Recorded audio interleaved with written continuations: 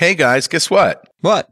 What's that, Carl? I just got on Mastodon and I'm psyched about it. I already have like 40 followers. Yeah, I know you're there. I already changed your password, Carl. What? That's why I couldn't log on just now.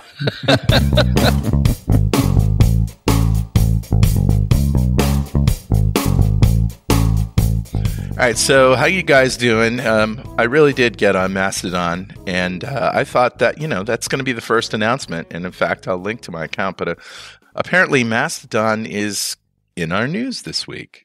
It sure is. Yes. It's not a good sign. Well, we'll get there, though. We have a few other stories. So who wants to go first? So this first one, we always like to start off with our three questions. Right. What vulnerabilities are out there this week? Right. What's been patched? What should you be worried about? So the first one we're going to start with is Lightspeed web server.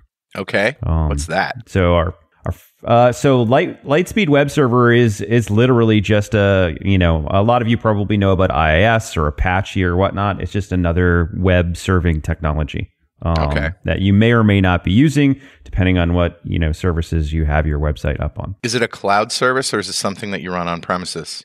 So I believe it's both. You can run it up in the cloud, or you can run it as a on a local service as well. I'm sure some cloud services, some of the lower end hosting providers are probably going to have this because I believe it's free, isn't it? It's open source. Yeah, it's open source. Yep. Yeah. You can run this open source.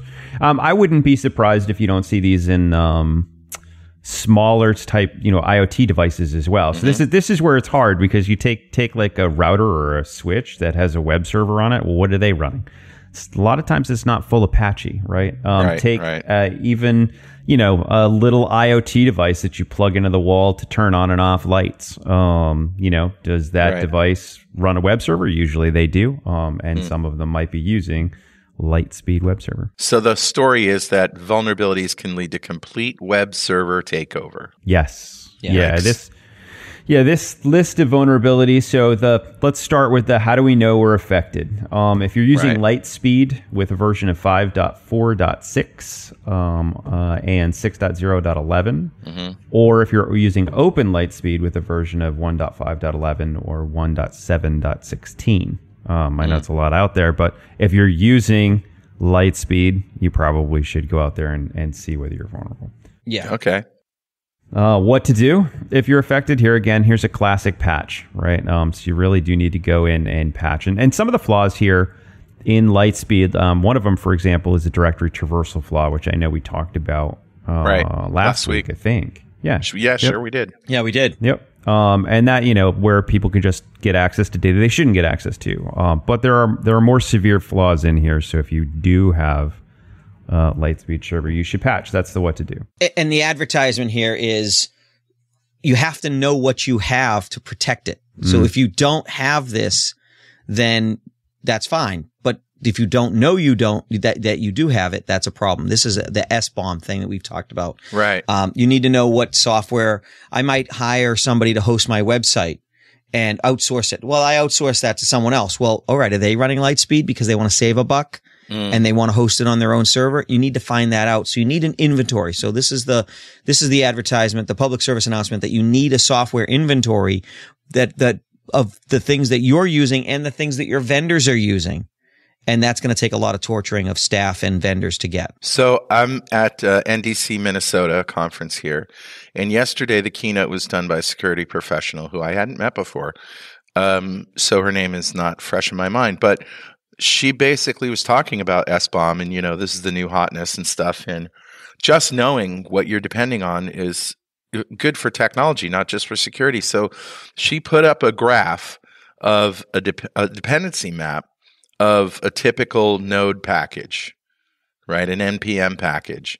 And there was so many, it looked like a galaxy, like a spiral galaxy. There were so many. Hundreds, maybe? Oh, yeah. I have no idea. Yep. Because you depend on, A depends on B, which depends on C, D, and E, and each of those have dependencies, and it just never ends. Right. The critical thing to understand is that there's so many dependencies, and all Dwayne needs is access to one.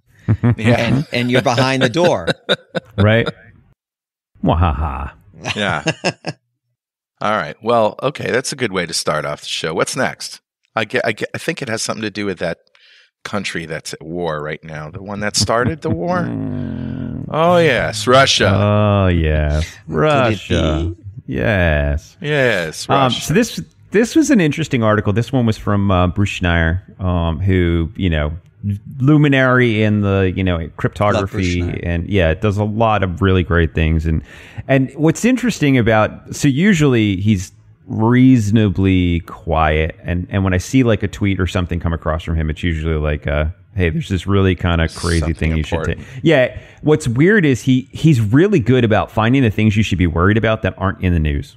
Yeah. Okay. So it's not like, hey, guys, you should look at Log4j, right? Okay, thanks, Bruce. Like, everybody knows that. But, he'll find these esoteric, very interesting things and go, hey, by the way, nobody's actually talking about this. So I just thought I'd throw this out here. Yeah. Right. So this one is Russian software company pretending to be American. Code developed by a company called Pushwoosh. Pushwoosh? Pushwoosh is in about 8,000 Apple and Google smartphone apps. Oh my gosh. Yeah, 8,000 Apple and Google smartphone apps. This company pretends to be American when it's actually a Russian company. Now, just because it's a Russian company, does it mean that it is doing nefarious things? Because they're pretending to be American, I would say yes. Well, so okay. it's interesting you say that, Patrick. So we've given advice on this show plenty of times where we say, hey, what do you do, like with your iPhone or your Android device or whatever? Well, if you have an Android device, throw it out and get an iPhone. But if we know, how do we know? Like, how do we know what apps are good or what apps we should download? And usually, if you go to the App Store or the Google Play Store and you scroll all the way to the bottom of an app, you'll see who the developers are. You'll see who the company is. And if it's a company you trust, be careful. Sometimes it'll look very close to a company you trust's name. So you want to actually take a look at the site, take a look at who the developers are, do an external search for the app name and the developer name and that sort of stuff. So if it's somebody you trust, download it. And I think you're right, Patrick. In this particular case, nobody is saying that this particular add-on has an exploit or they're doing anything nefarious with it. Nobody's saying that. Okay. What they are saying is it's kind of weird for a company to try and mislead the public as to where they're from, right? But what are their motivations? What are the reasons? Is it a financial reason? Is it because they couldn't get access to certain resources that they needed to publish the app? Like you don't know. Right. That's the most benign way, but can you take a chance? Yeah, and that's true, I suppose. Oddly enough, the focus of this particular library, if you will, that's used is for tracking users and app usage, right? Oh, so, okay, I'm convinced. And install. Uninstall, I think. I have a guy that I worked for said that back in the 80s, he got hired to write some software by the Russian Ministry of Fisheries to operate some technology to detect fish. Is that fish with a PH or a fish? Oh my God. The Department of Fisheries PH would be fantastic. We're looking for big steel fish. We just hear fishing. Yes. Strong fishing industry. Strong like bull. Okay. Sir, why are you in Tennessee if you're here for fishing? Right. So what can we do about this? How can we find out if Pushwoosh is part of any apps that we have on our phone? Well, that is a hard thing to figure out, unfortunately. So this we put into the category of supply chain attacks, right? It's not like you're going to go to the app store and say, "Hey, I'd love to download Pushwoosh." You're going to download some other app that uses it as a library for tracking and understanding usage. Now, according to Pushwoosh's statements, they say they do not collect any sensitive information, but they're again for a company trying to present themselves as a, California or Maryland style company when they're not really out of those locations. Well, you gotta wonder how much you can trust their statement. If you can't trust someone who just lied to you, who can you trust? Right. Yeah. You make a fine point, sir. Okay. Should we move on to F5? Yeah, let's absolutely move on to F5. This is something I don't know much about F5 except they have some sort of device that does things black box-ish in your network. What do they do? Yeah, so you're absolutely right. F5 does do some black box-ish things. We won't go into all of the things that the F5 devices do, but suffice it to say, they're network devices. So think like router, switch, firewall type devices. Right. And they typically are around protecting digital assets. So like I can have an F5 device sitting in front of my web servers that make sure that people aren't, trying to scan my web servers to find out vulnerabilities or trying to do SQL injection, right? There's all sorts of really great things that they do. Unfortunately, even these types of devices also are susceptible to their own vulnerabilities, and that's what these are. Hey, before you go into what happened here, let's just take a moment to pause for this very important message. And we're back. I'm Carl Franklin of Security This Week. Patrick Hines and Dwayne LaFlotte are here with me, of course. And we were just talking about F5, fixing high-severity RCE bugs, or one bug, in devices called Big IP and Big IQ. Yes. Yeah, Big IP is a product that's been around for a long time. So there could be a lot of market penetration there. So I'm not really sure about Big IQ. I assume it's just maybe it's a smart device. Maybe. We'd hope. We would hope. So it's interesting. This was actually discovered by Rapid7, which, for those of you in the hacking communities, the name Rapid7.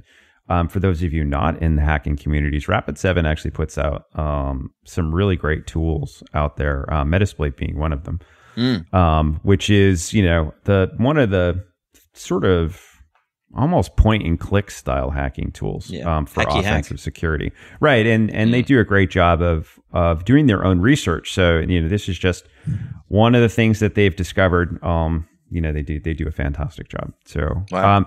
So interestingly enough, this is a CSRF, which is a cross-site request forgery. Anytime you see an RF, a request forgery, it's where you have the ability as the attacker to make another, either the client or the server, make a request on your behalf. Okay. Right. So like a server side request forgery is where I can make a request to a web server and have that web server then make a request for me to another web server. All right. Right. Client side request forgery is where I would then go in and put up some code on a web server that a client would download and force that client to make a request for me. In this case, it's a cross-site request forgery where I might have site A make a request to site B. It almost sounds like a nefarious VPN. Yeah, in some ways you can liken it to that, where you're coercing some endpoint to do something for you. Right. What's interesting is in these request forgeries, they sound silly, right? Okay, well, like for example, if I make a request to server A, to web server A, and it makes another request on my behalf, what do I care? Right? So what? The hacker could have made that request anyways. But I'll tell you, in a recent pen test we actually just did, one of the ways we were able to breach the network was by making a request to server A and then having, which was a web server, and then having that web server make a request for us on the DMZ. The demilitarized zone? Yeah. So you, in a normal network setup, you would have your internal network, and then you have a firewall. And then on the outside of the firewall, you have all of your web servers and that sort of stuff. And then on the outside of those, you have another firewall. So that intermediary layer is usually called the DMZ or demilitarized zone. It's a place where you don't quite trust anything that might be there, but you have to serve up services to the outside world. Right. So we were able to coerce one of the web servers that we, hit for this particular organization to then make requests on our behalf internally. So we could start seeing administrative websites and that sort of stuff that weren't accessible to the internet. Right. So that's why some of these style attacks, although they don't sound like they might be risky, they really are. Because now I'm getting a view inside potentially that server could see. And if you do think that that's not risky, I have some packages I'd like you to transport for me. Don't look inside. Don't look inside. Don't do it. Just hand them off. That is honestly, that's a great physical analogy. Yeah, sure is. As to what these types of things are. Why? Whatever do you mean? I just have these cookies. I need you to bring to my auntie. That's all. My auntie. I like it. With that CSRF, forcing the server to do a request on our behalf, they're calling a SOAP API, and I don't remember. Okay, Simple Object Access Protocol. Yes. Ooh, nice. This is an XML based protocol by which you can programmatically make a call to a web service. That now that function is taken over by, sending JSON instead of XML over HTTP with authentication and all that stuff. But SOAP was the first try at least in our circle of understanding in the Microsoft.NET space. But it was an open protocol and still is. Yeah. Actually, I do remember when they came out with SOAP and they started talking a lot like, this is going to be a SOAP bubble. And you're like, no, stop. SOAP bubble, stop like, it. They tried to keep that paradigm, and now, no. Our friend Don Box was one of the guys that was on the committee that designed SOAP, as was Dave Weiner, who invented RSS, I think. That's awesome. Oh. Yeah. And RSS is an XML-based protocol that all podcasts use and blogs. Right? Yep. Yeah. Yeah, okay. History lesson over. Right. Wake up, kids. So what's neat about the SOAP API is, like Carl had said, SOAP is just you can make a request with a JSON payload that then asks the server to do something for you. Well, SOAP is XML. Yes. Not JSON, my bad. Yes. But I can make a request to the server's API to then, say I want to log in and get an access token, or I want to search for a particular, user if it were a social media, API or something along those lines. Mm-hmm. So in this particular case, the SOAP API is exploitable, and from there you can gain remote code execution. So that's it's definitely not a great thing. Oh boy. So is there anything we can do about it besides patch the F5 device? Yeah, I mean, patching is always key here. This was discovered recently. Yeah, don't throw it out. I actually honestly like the F5 devices do a really good job of maintaining and monitoring and blocking potential attacks. But and this particular exploit, it sounds huge. It's like, oh my God, the devices that are watching for security are now, vulnerable, but they really aren't. There's certain things you need to turn on.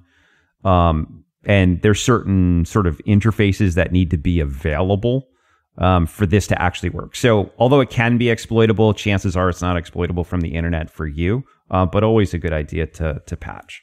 Okay, and that brings us to our last story, the one that we're probably going to base the title of this show on, because this morning I learned that Elon Musk sent this pseudo-threatening letter to every employee of Twitter saying, if you're going to stay, you have to endure working harder, longer, commit. You're going to work twice as hard as you did before. And if you don't want to stay, there's the door. Well, and more than half the people said, okay, I'm taking option B. And it was a 3-month severance. Yeah. It's like, okay.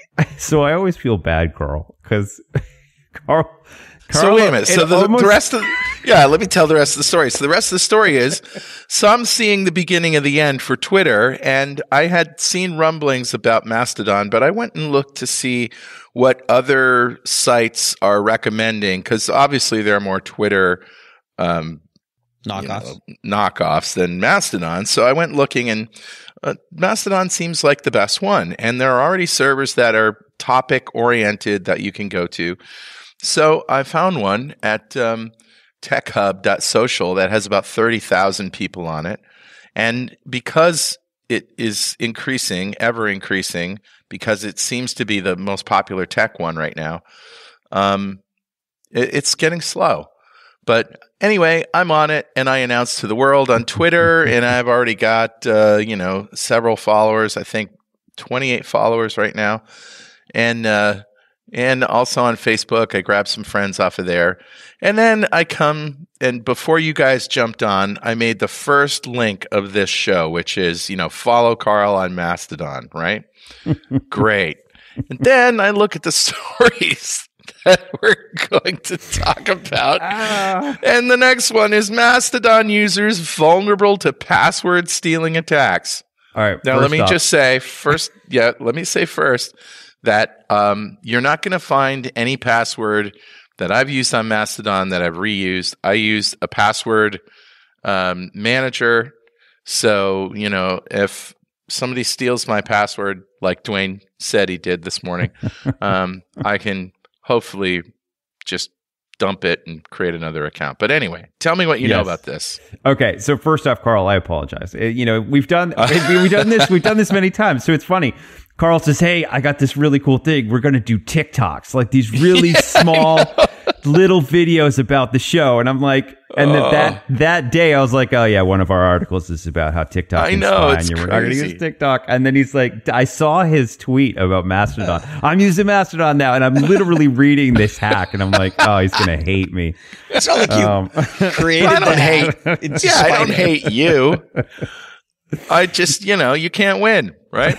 You cannot win. So what's interesting about this hack, all right, so Mastodon, I've been digging into Mastodon quite a bit because I use Twitter for all of my, a lot of my cybersecurity, latest latest news. Yeah, feeds, hacks, exploits. I follow researchers. Like, I'm constantly seeing a lot of the latest and greatest things that come out that generally then hit the news, weeks later. So I like using Twitter for that.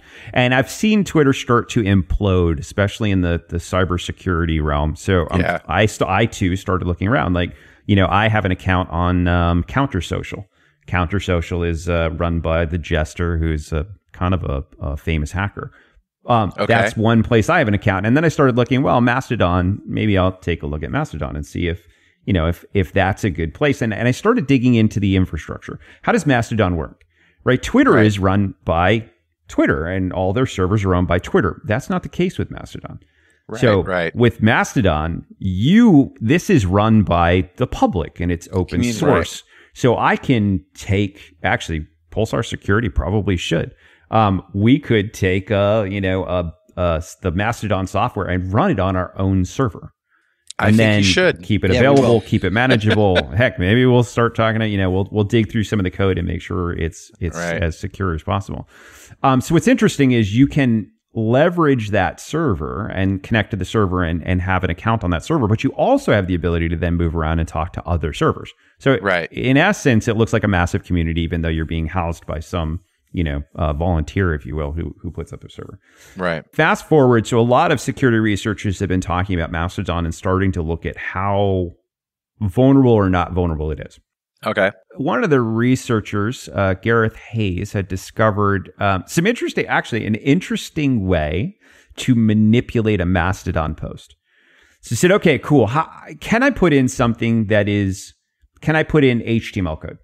Wait a minute. Are you about to give us some... It's criminal career advice. Are you about to tell all the hackers how to steal my password? I am. Yes, kids. Oh, if you want to steal the new Mastodon passwords. So what's interesting is Gareth said, hey, I wonder if I could put a fake verified tag up on a post. And he found out, he actually can put some HTML code in there, but there's some restrictions as to where that HTML code can go. So we found a couple ways around it. And actually, we're going to post a link to this. This is a Portswigger article. He found a couple ways around that and said, okay, what can I do with it? Now that I can put up some HTML code, what can I do with it?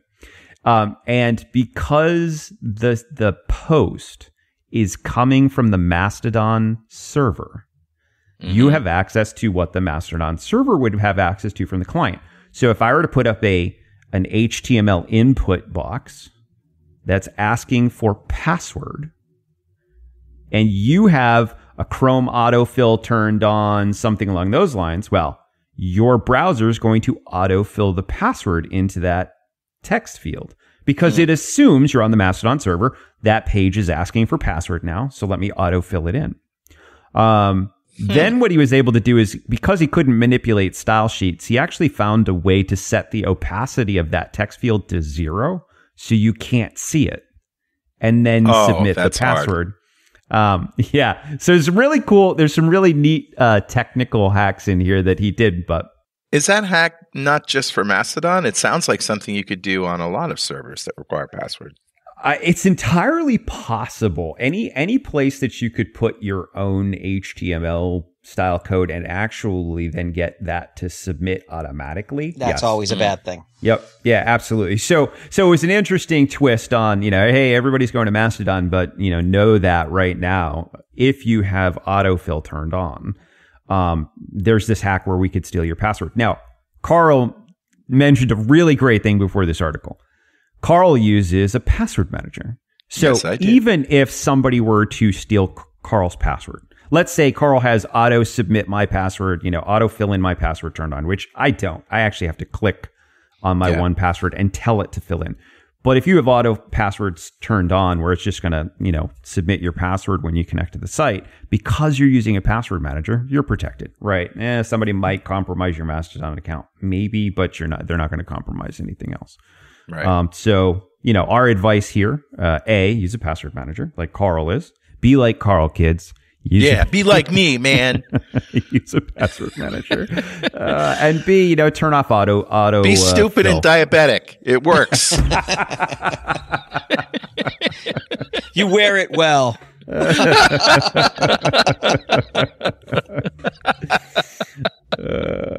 I'm sorry. What were you saying? No, you know what? I think that's it. I'm done. Done here. Leave on a high note. I give up. So use a password manager, folks. Yes. And use a password manager. I can't really tell people not to use Mastodon because it seems pretty good. Yeah, and honestly, I think I think it's great that security researchers are starting to see Mastodon might be a place that most people move over to. So they're starting to look into how secure really is it. And the fact that it's open source code means that, pretty much anybody could look into it, which is great. So what I like about Mastodon is, first of all, you don't have to run your own server, but you find a server that already has a community and a theme, and it's, as you said, run by a volunteer. But if you find another server, for example, if Tech Hub becomes too crowded and there's too many people on and the volunteer running it doesn't have or doesn't want to put up the money to increase it, somebody else could make a tech server, and there are a couple other ones, and you can just move your account from one server to another. Also, what you can do is once you're in the Mastodon network, you can have follow people who are on different servers. So think of the server as just a place to land, but the Mastodon network is bigger than that. Yeah. That was the big question a lot of people asked in the last week is, if I join a Mastodon server, does that mean I can only talk to people on that server? In the answer is no. No, it's not. Right. Yep. So I'm really happy with it so far. Yeah. Awesome. And, I think it's, the story of Mastodon is how to burn $44 billion in 2 weeks. in the most destructive way possible. Yeah. Yeah. I mean, just to talk, we have a few minutes. So just to talk about the Twitter implosion, there's critical systems that are now alleged to have no engineers whatsoever watching them. Right. They're just hoping they don't get blown down. And so Musk's thesis was, this is all bloatware. You don't need any of this stuff. And a lot of the senior engineers have come back and say, some of this stuff is involved in actually delivering tweets, and it'll run until it hits something. Yeah. But as our friend Richard Campbell said in a message, he says those servers haven't been cold in a long time. Yeah. So if it all stops, the startup process is probably a process. Right. And people don't appreciate that. Once it's down, it might not get back up again. Do you know if there are any security services that nobody's watching either? I don't know. They're not transparent enough, and nobody's for fear of being sued or labeled a hacker. Nobody's posting that stuff that I've seen. Yeah. Well, that's good anyway. But probably. So I plan on making an account on Mastodon for security this week. So once we have that, people can follow us there. And I'm also doing other ones. So it seems like accounts are topical, right? Like I could run a server in my garage and just have a local music scene network. Yeah, absolutely. Right. And only people who want to follow, what the bands in the New London area are doing would follow that. And I think that's a really good idea, taking a nod from next door, Yeah. Yeah. Yeah. I like it. So I'm going to do that. Now, I don't believe you ban anybody from outside of your community from joining. It's just that it's a self-selection kind of thing. Yeah, exactly. I mean, if somebody in Ohio wants to see what the New London music scene is doing, more power to them. But that's fine. Awesome. Okay. That's a show. Awesome. Thank you, guys. Great talking to you. All right. We'll see you on Mastodon. All right. Bye-bye. Bye. Bye, guys.